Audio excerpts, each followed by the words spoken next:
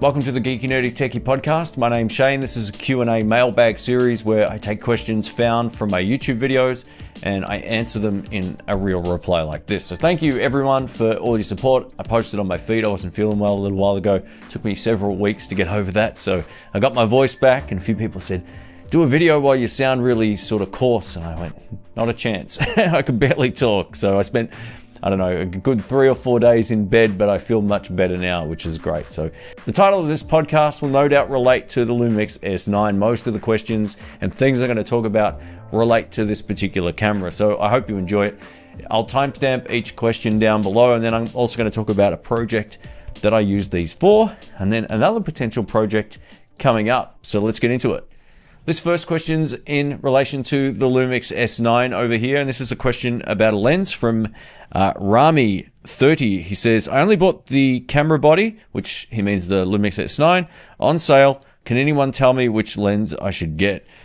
Now, believe it or not, the lens is probably the most important thing to get the look that you're going for. The full frame sensor helps you get inherently more background blur, subject separation, great low light performance, all that kind of stuff. But if you're going for super blurry backgrounds, you want to get an f1.8 lens or faster, which means f1.4 or f1.2, but f1.8 is fine. And Lumix make a whole bunch of these really great S series of prime lenses that are just phenomenal. They cover everything from 18 millimeters to 24, 35, 50, 100, and there's also zoom lenses.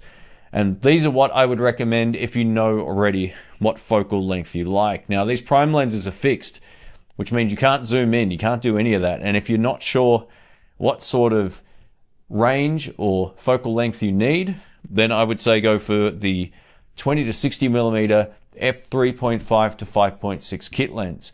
I would buy that over the 18, I think it is, to 40 millimeter zoom lens. The 20 to 60 is a much better quality lens. It gives you better or superior image quality, and it's built better and all that kind of stuff. So I would say get that. I have several of those, and anytime I travel, I pair it with my Lumix S9. I turn on hybrid zoom, and I get great quality travel video and photography out of it. So yeah, I would recommend that. And the reason why is it's super wide at 20 millimeters, gives you a nice wide focal length at f3.5. And then you can go all the way into 60, which is tighter than this. So you're going to be able to get a really great range of focal lengths out of a single lens. And I kind of think that's a great place to start if you're a beginner or you've just got this particular lens. Now, if you find down the track you love 24 millimeters or you love the 20 or you want wider, then you can pick a prime lens. But prime lenses are more expensive, and while they will give you generally a sharper look with comparable settings, the kit lens is surprisingly great, that 20 to 60 millimeter lens. They call it a kit lens because it comes in a box sometimes with a camera, and that's how I ended up getting a few of them. But yeah, it's a really sort of premium kit lens. It's still my favorite kit lens out of all of the ones I've ever had come with a camera. So yeah, I'm going to be traveling again soon, and I'll be taking a 20 to 60 millimeter kit lens with my Lumix S9, depending on my setup. But yeah, it's always been my full frame travel lens. It just gives me really great results. This next question is from a username I don't know how to say, but it's TPTRSN. He says, your natural picture plus profile looks excellent. Thank you, mate. He says, have you described how to set it up in any videos yet? I'd love to try it out. I haven't done a full sort of like tutorial on it. I'm going to be providing the LUT file for everybody coming up pretty soon. I actually exported it to my computer and I dropped it on just a normal natural picture profile, and it completely converted it. But before I do that, I want to actually get it to Lumix and see if I can have it uploaded to the Lumix Lab app, so no one else, gets credit for it first. So if it's too late and I can't get it up there, or they don't want it or whatever, then I'll just release it to everyone for free in a download or something like that. So stay tuned, it will be coming up. But if you want the quick answer, there are a few things that I tweaked in the Lumix Lab app that you can probably do also on the camera here. So say, for example, you're on the natural profile and you've got all of these options on the back of the camera. I'll put some B-roll up so you can see what's going on. Now, I actually increase the contrast by about +2. I know a lot of people like to do that in post-production. I don't want to do any of that in post-production. I just want a look at a camera that's going to give me a really great look. I also turn the saturation up to plus 1.5 or 2. Somewhere around there will give you a more saturated look. Now, when it comes to the sharpness, you can back this off to -2 or -3 or wherever works for your particular lens combination. This natural plus profile is what I use in the studio. It's what I use most of the time when I'm outside and I'm not shooting in vlog. It's just a really time-effective way of getting video up online, so I use it all the time. Now, within some of the hue options in the white balance option, you want to kind of move it away from magenta and give it a little bit more yellow. Now, if you're not sure how to do that, you can go into the white balance option and then press down. And then you kind of have to go up to, across to either way. So it'll look something like that. So you'll see the square, you can go up to or to the right to, whatever you think looks better. And that's kind of similar. Now, I did all of this in Lumix Lab, and it was not only a lot easier, but I could kind of see in real time what I was doing to the image, and it really does make the image pop. So this is just a quick way to kind of get a rough look that's similar using the camera controls, but it won't give you the exact same look. So without wasting your time, I will provide it at some point, but I still haven't sort of done all of that yet. It's been crazy, but I'll get to it. So yeah, that's kind of like if I was to use the natural picture profile in any other camera that didn't have real-time light, I would be doing the same thing that I just showed you. I would sort of shift the hue a little bit to get rid of some of those ready sort of face skin tones the natural profile has. It'll just, you shift that white balance hue across, and it really helps. On the old GH5s, you used to have to move it away from green to give it more magenta because it has had a really green look to it. But this one has a really red look to it, or at least somewhat of a red look. And then you can adjust everything according to your needs. Now, depending on your situation, you might prefer different options, but yeah, I don't do anything with my footage in post. I just hit record, take it to the computer, drop it in, I'm done. I never have to correct anything, and for me, that makes the most sense. All right, let's talk about one of the projects I shot using two Lumix S9. So we recently put together a documentary about the blues jam nights here in Melbourne, Australia. And these are nights where musicians basically get together, they play and they hope for the best, and I'm one of those desperados. I've been playing blues for a long time, and it's always good fun. Other times it can be an absolute nightmare, so you never know what you're going to get. It's a bit of a interesting group of people that come together from all different backgrounds, and they have a love for the same type of music, and they get up at all different skill levels and make a bit of noise. And I wanted to put together a video talking to a few of the people that go there on the regular, and also just to share that with my audience on my other YouTube channel. So we had two Lumix S9s. I had the blue one, which is the one I got in Japan, and the black one, which I purchased. Now, both of these did an exceptional job indoors. It was just all I needed. The kit lens, the 20-60, covered everything we needed indoors and outdoors to a point. Now, stupid old me, I had a light prepared to take with me as well. I was going to set up a lamp outside where it's darker and then just basically shoot some interviews. And I forgot to bring the lamp. And there was no going back because it was about an hour away. So in hindsight, I wish now I had have packed a couple of prime lenses for those interviews in a lower lit situation. But everything about these cameras did a really great job. And at the end of the day, this isn't going up on like a camera review or anything like that. It's a sort of like a vlog or a documentary about the night of the jam. So people who are watching it, they won't care about noise or anything like that. But I was really impressed with how these did, even with the kit lens. You know, I think I got these up to about ISO 8000, and the image was still remarkably clean. Like inside though, it was nowhere close to 8,000. It was probably more like 2,000 or so at its maximum, and I was able to get really clean images with that zoom lens. And I loved having hybrid zoom on these cameras as well. It allowed me to kind of sit back a bit and zoom in and really punch in far with just the standard kit lens. So that was great as well. I think if you're a run and gun sort of documentary guy, or you're looking for a second camera to something like the S5 or S5 Mark II or X or whatever, get one of these. They're exceptional value. And there's some benefits to these over the Lumix S5 Mark II and X, which I'm shooting with right now. The first thing is people don't really seem to care much about a camera that looks like this or that's blue like this guy over here.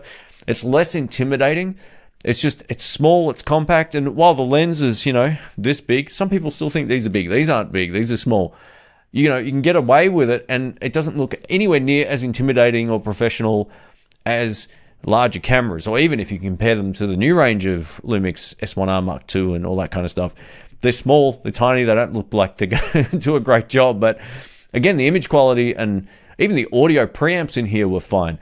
I'm going to talk about how I used them, because I kind of felt like at the time of launch, people kind of got some of it right with their criticisms, but also there was a lot of criticisms based on facts that weren't available at the time. So I remember someone saying like the audio preamps don't sound great or whatever.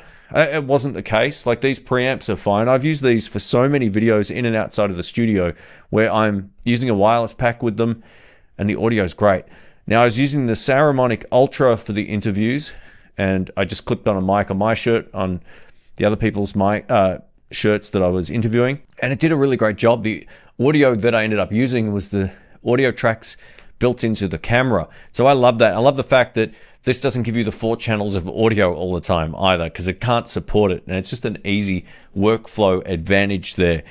Now, while this doesn't have the XLR adapter, I didn't even need it. I ended up using the onboard microphones on this black one to capture all the audio of the people playing, and I turned it down to the low gain mode and brought the gain down within that low gain mode, and the audio quality came up great.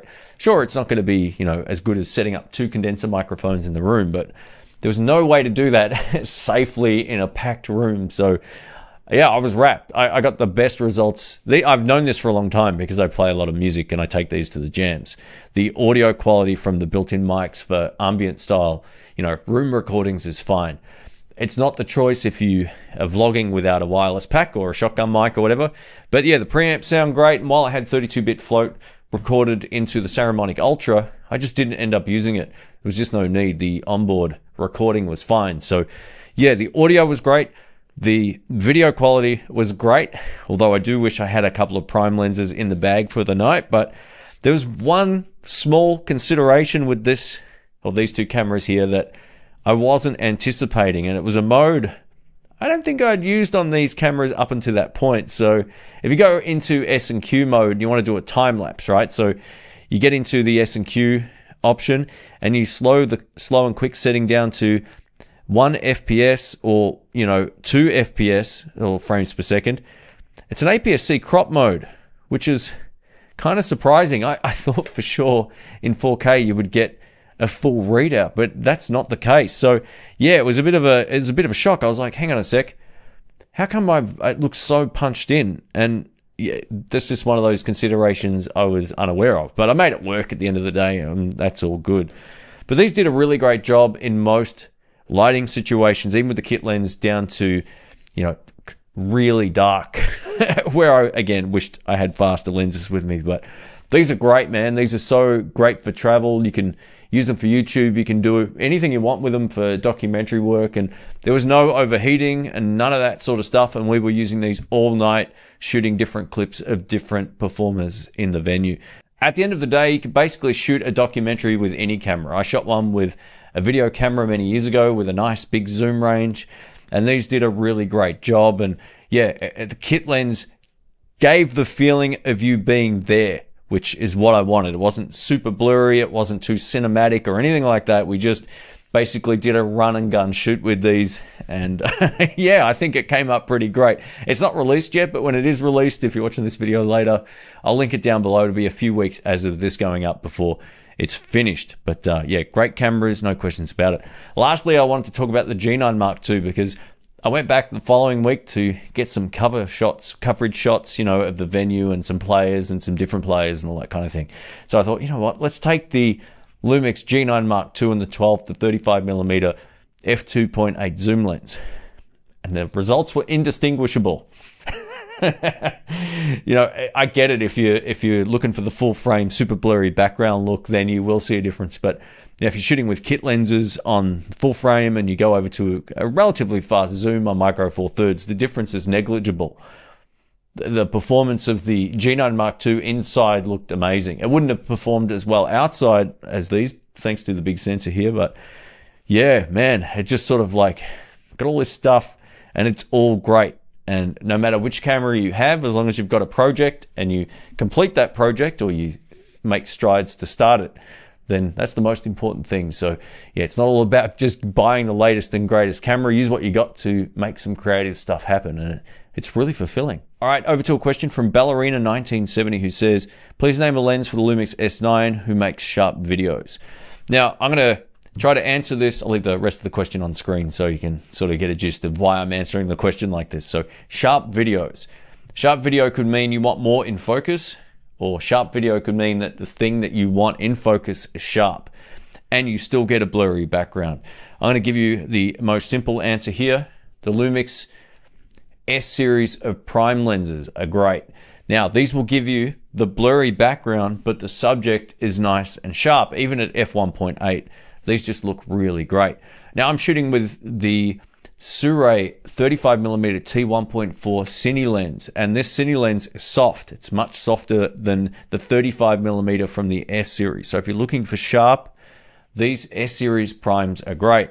Now, if you're talking about having more in focus, you can stop prime lenses down and get a slower aperture, and then basically have, you know, the background in focus as well. It will work for prime lenses, and if that's what you're going for, then you might as well just buy the 20 to 60mm kit lens that I've been talking about for most of this video. It's great. It really is a solid lens. That's my favorite kit lens of all time. And not only is it sharp, you get more in focus, and it's just a really, you know, functional lens for what it is. You get that super wide 20mm focal length on the wide end, all the way into 60mm, which can be used for portraits or talking headshots or whatever, right? So it's very flexible in that regard. So I would say start with the kit lens if you don't already have any other lenses, much like my advice earlier. Or, of course, you can just get a prime lens. But if you're looking for a prime, then these S series are definitely sharper than I've seen from sort of like manual focus primes for the L mount. Now, I've tried a couple of 7 Artisans lenses recently. The most recent was the 24mm f1.8 autofocus lens. It's great. It's really good. It does suffer from more flaring and a little bit of contrast loss compared to the S series primes, but otherwise they're great. They're really good. There's some benefits to those lenses too over these, which I covered in my review. So if you want to learn more about that, I'll link that video up in the cards. But if you don't already have a lens, start with the 20 to 60. It's a better lens than the 18 to 40mm small zoom lens in terms of image quality and build quality. It's a bit bigger than those 18 to 40s, but you'll get a much better end result. And I would say it's still plenty sharp. All right, coming up next month, we're actually going overseas again. That's right, we're heading off. I can't wait, man. It's winter here. It's been quite depressing. It's been raining and windy all day today, so I'm looking forward to getting some sun again. It's going to be awesome. It's real hot where we're going, so it should be great. Now, I've got a few projects planned for while I'm away, and these are just, you know, passion kind of things that we're doing. We're going to be shooting a collection of sort of like guitar shop walkthrough videos again, which is going to be great. I'm going to give you a rundown of my gear that I'll be taking on a separate video. And then I'm also going to be producing a couple of camera reviews or, you know, guides or whatever while I'm away, because there's some stuff I want to sort of start incorporating into the channel with some more practical stuff. And I think it's kind of important not just to be sitting behind a desk talking, you know, gear. It's just, you know, I'd prefer using it a lot of the time too. And that's an easy trap to get into. And, you know, making helpful content like this is fine, but I also want to get out there and just shoot particular types of things, and that's what I'll be doing on this particular trip with Rhiannon. So it's going to be fun, and I'll share, you know, the experience with you, and who knows, I might actually shoot a lens review or camera review while I'm over there. I don't have anything new in the kit other than one lens, which I'm not sure if that video has gone up or not when I release this, but yeah, I found a bargain of a secondhand lens, and I thought, you know what, I'm going to get this and add it to my bag. So yeah, I'm on the fence about what to bring overseas in terms of gear right now, but one of them will be the S9 right here with for our guitar walkthrough videos. It's just the best camera for the job. It's light, compact, the battery life is great, and it just gives me excellent results. The E-stabilization's fantastic and all that kind of stuff. So I'll be taking definitely one of these. I know I said I wouldn't talk about this right now, but I'm almost considering bringing the G9 Mark II. I've just got to decide on which lens to bring as my everyday carry. I should also mention we're almost up to 50,000 subs, so thank you everybody for all of your support. This channel's been a bit hit and miss with regular uploads. I just do it when I have time, and sometimes there's more stuff going up and sometimes there's less stuff going up, but there's always a mix of things that I want to share with you planned. So that's what you'll see coming up. A massive thanks also to all the members, all that kind of stuff. If you want to see any written reviews I do, head over to geekynerdytechie.com and you can learn more about any of the stuff you see on the channel. All right, guys, take care, and I will catch you on the next one. Catch you soon.